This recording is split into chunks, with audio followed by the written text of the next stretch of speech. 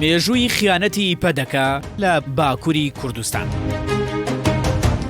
پشتیوانیکردنی دەوڵەتی تورک و هاوپەیمانێتیکردنی باوەڕ نەبوونی بە دۆزی کورد، تیرۆر، ئاڵۆزی دروستکردن و دژایەتیکردنی بزوتنەوەی ڕزگاری خوازی گەلی کورد دیارترین ئەو تاوانانن کە دەدرێ نەپاڵ پەدەکە لە باکووری کوردستان. هاوشێوەی بەشەکانی دیکەی کوردستان هەگبەی پەدەکە لە باکووریش پڕە لە خیانەت و خەنجەر لە پشدان لە دۆستایەتی ڕژێمە یەک لە دوای یەکە فاشیزمەکانی دەوڵەتی تورک و دژایەتیکردنی بزوتنەوەی ڕزگاری خوازی گەلی کورد لەو بەشەدا.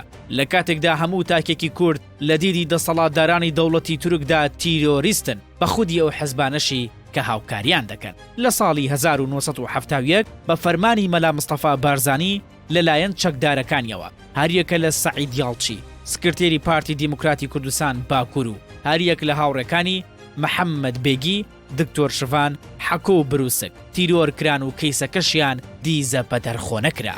لە کتێبی مێژوویەک لە ئاگردا جەمیل بایک یەکێک لە دامەزێنەرانی پارتی کرێکارانی کوردستان پەکەکە دەیگێڕێتەوە. کاتێک پەکەکە دامەزرا چەند گروپێکی کورد لە تورکیا هەبوون، بەڵام چەمکی ئەوان میلیگەرایی بوو. ئێمە دەمانویست هەموو جوڵانەوە چەپ و شۆڕژگەڕیەکان لە ژێر چەترێکدا کۆ بکەینەوە بۆ ئەوەی ببین بەهێز، بەڵام ئەوان دژی ئێمە دەجوڵانەوە و بە ئێمەیان دەوت کورد نین، لە ناویاندا پەدەکەی تورکیا. هەروەها دەیگەڕێتەوە کاتێک کە لەیان قەرەوە بەرەو وڵات گەڕاونەتەوە سەرەتا و لەبێشەوە بە گروپی بچووک بچووک دەچوونە باکووری کوردستان و دەڵێت لەو کاتەدا سکرتێری پەدەکەی تورکیا بە ناوی سیراج بیلگین پێی وتوین نابێت بێنە کوردستان، ئەگەر بێن ئێمە قاستان دەشکێنی. پەدەکە لە کۆتا ساڵەکانی 1970 تا کودەتای سەربازی فاشیزمی 12 ئەیلول بە هاوکاری ڕژێمی تورک چەند گروپی تەسفیەتچی دژی پەکەکە دروست دەکەن، لەوانە پارتی ڕزگاری خوازانی نەتەوەی کوردستان کوک کە دەستیان هەیە لە تیرۆرکردن و دەستگیرکردنی چەندین کادری پەکەکە و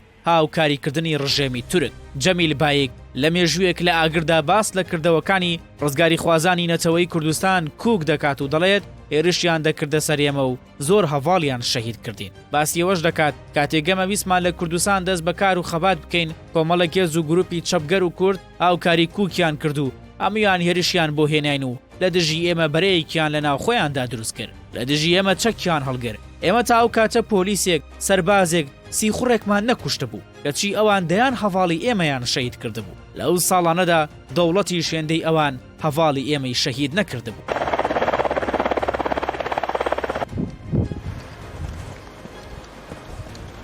لە ساڵی 1970 دەستگای سیخوڕی دەوڵەتی تورک میت گروپێکی سیخوڕی بە ناوی ڕێکخراوێکی کوردیەوە دروست کرد، ستێر کاسۆر. ئەندامانی ئەو گروپە بەشێکیان پێشتر ئەندامی پەدەکەی تورکیا بوون کە لە 18 گوڵانی 1970 لە شاری عەنتاب حەقی قەرار یەکێک لە دامەزێنەرانی پەکەکەیان شەهید کرد لەگەڵ چەند ئەندامی دیکەی پەکەکە. تا ئەمڕۆژ پەدەکە لە باکووری کوردستان بە یەک ئاڕاستە کار دەکات، ئەویش دەست خستنە ناو دەستی ئەردۆغان و سەرانی دەوڵەتی تورکە بۆ لێدان و دژایەتیکردنی بزوتنەوەی ئازادی خوازی گەلی کورد لە باکووری کوردستان بە پێشەنگایەتی پەکەکە.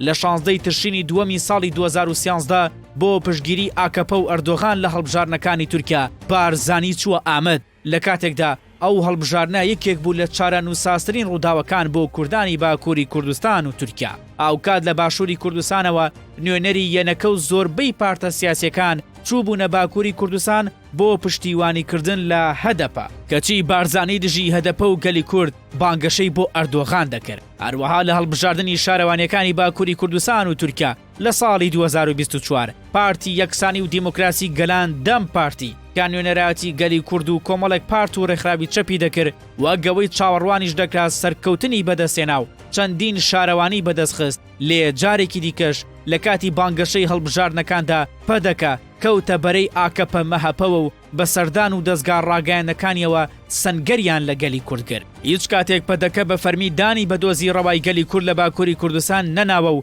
ئەمیشە دەوڵەتی تورکیان مافدار کردووە لە سەرکوتکردنی شۆڕژگەڕانی کورد و ئاوکاری ڕاستۆخۆی زۆربەی هێرشە داگیرکاریەکانی دەوڵەتی تورک بوون. هەروەها پەدەکە ڕۆڵێکی گەورەیان گێڕا لەگەڵ دەوڵەتی تورک بۆ ئەوەی پەکەکە بخرێتە لیستی تیرۆرەوە، با پروپاگەندە و تۆمەتی ناڕاست دوجار خودی مەسعود بارزانی یەکێک دەبێت لەو سەرکردانەی کە لە هەفتەی 1998 لە ڕێکەوتن نامی واشنگتن واژۆ دەکات لەسەر ئەوەی پەکەکە بخرێتە لیستی تیرۆرەوە و هەر لەوێدا بڕیاری شەڕ دژی پەکەکە دەردەکەن. بەردەوامی هەیە.